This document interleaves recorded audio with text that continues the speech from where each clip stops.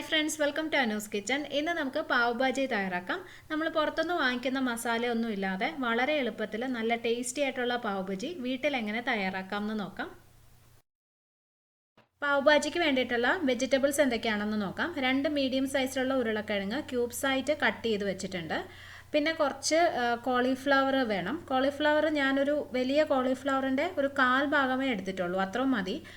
Cut ചെയ്തെടുക്കുമ്പോൾ 1 cup വരും. പിന്നെ കുറച്ച് ബീട്രൂട്ട് വേണം. ബീട്രൂട്ട് കളറിന് വേണ്ടിയിട്ട് മാത്രമാണ് ചേർക്കുന്നത്. അപ്പോൾ ഒരു ചെറിയ ബീട്രൂട്ടിൻ്റെയും 1/4 ഭാഗം ചെറുതായിട്ട് അരിഞ്ഞു വെച്ചിട്ടുണ്ട്. പിന്നെ കുറച്ച് പീസും എടുത്തിട്ടുണ്ട്. ഫ്രോസൺ പീസാണ് 1/2 കപ്പ്. ഇതിനകത്ത് ഈ കോളിഫ്ലവറും ബീട്രൂട്ടും നിങ്ങൾക്ക് ഇഷ്ടമുണ്ടെങ്കിൽ മാത്രം ചേർത്താൽ മതി. ബീട്രൂട്ട് ഞാൻ നേരത്തെ പറഞ്ഞ പോലെ കളറിന് വേണ്ടിയിട്ടാണ് ചേർക്കുന്നത്. പക്ഷേ ഉരുളക്കിഴങ്ങും ഗ്രീൻ പീസും എന്തായാലും ചേർക്കണം. അത് രണ്ടും പാവ് ഭാജിയിൽ എപ്പോഴും ചേർക്കുന്ന 2 വെജിറ്റബിൾസ് ആണ്. അപ്പോൾ അതുകൊണ്ട് അത് ഒഴിവാക്കരുത്. പിന്നെ ബീട്രൂട്ട് ബാക്കിയുള്ളതിനേക്കാളും കുറച്ച് ചെറുതായിട്ട് കട്ട് ചെയ്ത് വയ്ക്കുക. കാരണം എല്ലാം കൂടെ ഒരുമിച്ചിട്ട് വേവിക്കുമ്പോൾ ബീട്രൂട്ടിന് കുറച്ച് വേവ് കൂടുതലുണ്ട്. അപ്പോൾ അതുകൊണ്ടാണ് ചെറുതായിട്ട് കട്ട് ചെയ്യുന്നത്. പിന്നെ നമുക്ക് ഇതെല്ലാം കൂടി ഒരു കുക്കറിനകത്തിട്ട് കുറച്ച് വെള്ളം ചേർത്ത് വേവിച്ചെടുക്കാം. അപ്പോൾ ഞാൻ ഈ വെജിറ്റബിൾസ് എല്ലാം ഒരു കുക്കറിലേക്ക് ചേർത്തിട്ടുണ്ട്. ഇതിനകത്തേക്ക് 2 തക്കാളി അരിഞ്ഞതും കൂടി ചേർക്കാം. ഇനി ഇതിലേക്ക് കുറച്ച് വെള്ളം ഒഴിക്കാം. 1/2 കപ്പ് മതി, വെള്ളം കൂടി പോകരുത്. ആവശ്യത്തിന് ഉപ്പും ചേർക്കാം. ഇതിനെ നമുക്ക് കുക്കർ അടച്ച് 3 വിസിൽ വേവിക്കാം, മീഡിയം ഫ്ലെയിമിലിട്ട്. അപ്പോഴേക്കും പച്ചക്കറി എല്ലാം വെന്ത് നല്ല സോഫ്റ്റായി കിട്ടും.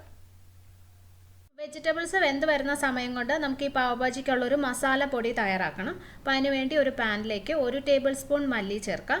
ഇനി ഇതിലേക്ക് 1/4 ടീസ്പൂൺ ഉലുവ ചേർക്കാം, 1/2 ടീസ്പൂൺ ജീരകം, 1 ടീസ്പൂൺ പെരുംജീരകം, 1/4 ടീസ്പൂൺ കുരുമുളകും ചേർക്കാം. ഇതിനെ നമുക്ക് മീഡിയം ഫ്ലെയിമിലിട്ടിട്ടൊന്ന് റോസ്റ്റ് ചെയ്തെടുക്കാം. ഇതിനകത്തേക്ക് നമുക്ക് പട്ടയും ഗ്രാമ്പും ഏലക്കയൊക്കെ ചേർക്കണം. പക്ഷെ ആദ്യം ഇത് റോസ്റ്റ് ചെയ്ത് മാറ്റി വെച്ചതിന് ശേഷം പിന്നെ അത് റോസ്റ്റ് ചെയ്താൽ മതി. നല്ലൊരു മണം വരുന്നത് വരെ ഇത് റോസ്റ്റ് ചെയ്യാം. അപ്പോൾ ഇത് നന്നായിട്ട് മൂത്ത് വന്നിട്ടുണ്ട്, നല്ലൊരു മണം വരുന്നുണ്ട്. ഇത് നിറവും ചെറുതായിട്ട് മാറിയിട്ടുണ്ട്. നമുക്കിത് മാറ്റി വയ്ക്കാം. ഇനി ഇതേ പാനിലേക്ക് തന്നെ നമുക്ക് ബാക്കിയുള്ള സ്പൈസസ് ചേർക്കാം. 2 ചെറിയ കഷ്ണം പട്ട, ഒരു 7 ഗ്രാമ്പൂ, 4 ഏലക്ക, 1 തക്കോലം, 2 ചെറിയ കഷ്ണം ജാതിപത്രി, ഒരു വലുതെടുത്താലും മതി. ഇതിനെ നമുക്ക് മീഡിയം ഫ്ലെയിമിലിട്ടിട്ട് റോസ്റ്റ് ചെയ്തെടുക്കാം. നല്ലൊരു മണം വരണം, അതുവരെ ഇത് റോസ്റ്റ് ചെയ്യാം. അപ്പോൾ ഇത് റെഡി ആയിട്ടുണ്ട്, നമുക്കിത് മാറ്റി വയ്ക്കാം.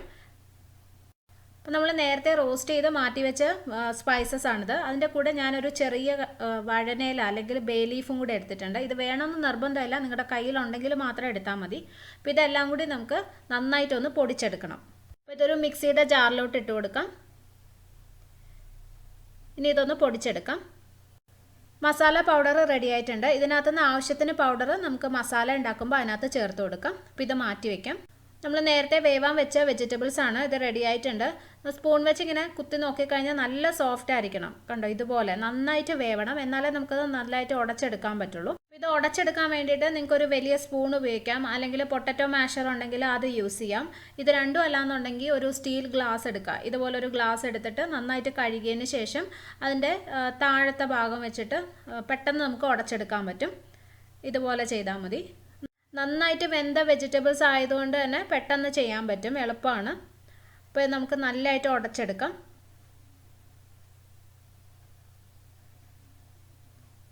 അപ്പോൾ വെജിറ്റബിൾസ് നന്നായിട്ട് ഉടച്ചത് ഇതുപോലെ ആവണം, നല്ലൊരു പേസ്റ്റ് പോലെ ആവണം. അപ്പോൾ ഇത് റെഡി ആയിട്ടുണ്ട്. ഇത് മാറ്റി വെച്ചിട്ട് നമുക്ക് മസാല തയ്യാറാക്കാം. മസാല തയ്യാറാക്കാൻ വേണ്ടി ഒരു പാനിലേക്ക് കുറച്ച് ബട്ടർ ചേർക്കാം. പാവ് ഭാജിയിൽ ബട്ടർ ഒത്തിരി ചേർക്കും കേട്ടോ. അപ്പോൾ ഞാനിപ്പോൾ ഒരു ഏകദേശം 2 ടേബിൾ സ്പൂൺ ചേർത്തിട്ടുണ്ട്. പക്ഷേ നിങ്ങളുടെ ഇഷ്ടം പോലെ അഡ്ജസ്റ്റ് ചെയ്ത് ചേർക്കാം.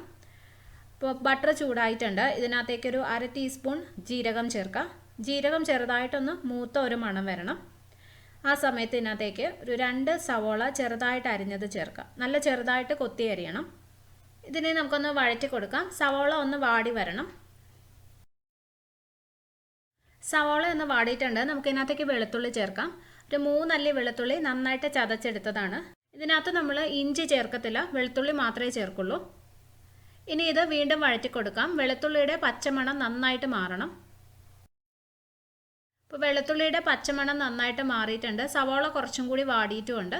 ഇതിനകത്തേക്ക് കുറച്ച് ക്യാപ്സിക്കം ചേർക്കാം. ഒരു ക്യാപ്സിക്കത്തിൻ്റെ 1/4 ഭാഗമാണ് എടുത്തിട്ടുള്ളത്. അത് ചെറുതായിട്ട് അരിഞ്ഞെടുക്കാം. നമ്മൾ സാധാരണ ക്യാപ്സിക്കം അരിയുന്നേക്കാളും കുറച്ചും കൂടി ചെറുതായിട്ട് വേണം ഇത് അരിയാനായിട്ട്. ഇത് കുറച്ച് നേരം കൂടി ഒന്ന് വഴറ്റി കൊടുക്കാം. അപ്പോൾ ഇത് നന്നായിട്ട് വഴറ്റിയെടുത്തിട്ടുണ്ട്. ഇതിനകത്തേക്ക് നമുക്കിനി പൊടികൾ ചേർക്കാം. 1/2 ടീസ്പൂൺ മഞ്ഞൾപ്പൊടി ചേർക്കാം, 2 ടീസ്പൂൺ കാശ്മീരി മുളക് പൊടി ചേർക്കാം. പിന്നെ നമ്മൾ നേരത്തെ തയ്യാറാക്കി വെച്ച മസാലപ്പൊടി ചേർക്കണം. ഞാൻ 2.5 ടീസ്പൂണാണ് ചേർക്കുന്നത്. പക്ഷെ അത് നിങ്ങളുടെ ഇഷ്ടത്തിനനുസരിച്ച് എത്ര ഫ്ലേവർ വേണമെന്ന് വെച്ചാൽ അത് നോക്കിയിട്ട് കണക്കാക്കി ചേർക്കാം. അപ്പോൾ ഇത് കുറച്ച് നേരം ഒന്ന് വഴറ്റി കൊടുക്കാം. ഇതിൻ്റെ പച്ചമണം നന്നായിട്ട് മാറണം, എന്നിട്ടേ വെജിറ്റബിൾസ് ചേർക്കാവുള്ളൂ. അല്ലെങ്കിൽ നമ്മുടെ മസാലയ്ക്കൊരു പച്ച ചൊവ ഉണ്ടാവും. അപ്പോൾ ഇത് കുറച്ച് നേരം നന്നായിട്ടൊന്ന് വഴറ്റി കൊടുക്കാം. അപ്പോൾ ഇതിൻ്റെ പച്ചമണം മാറി നന്നായിട്ട് മൂത്ത് വന്നിട്ടുണ്ട്. ഇതിനകത്തേക്ക് നമുക്ക് നേരത്തെ ഉടച്ചു വെച്ച വെജിറ്റബിൾസ് ചേർക്കാം. കുറച്ച് മല്ലിയിലയും ചേർക്കാം. മല്ലിയില കുറച്ച് കൂടുതൽ ചേർക്കണം കേട്ടോ. ഇനി ഇത് നന്നായിട്ടൊന്ന് ഇളക്കി മിക്സ് ചെയ്ത് കൊടുക്കാം. മസാല ചേർത്തിട്ട് നന്നായിട്ട് ഇളക്കി കൊടുക്കാം.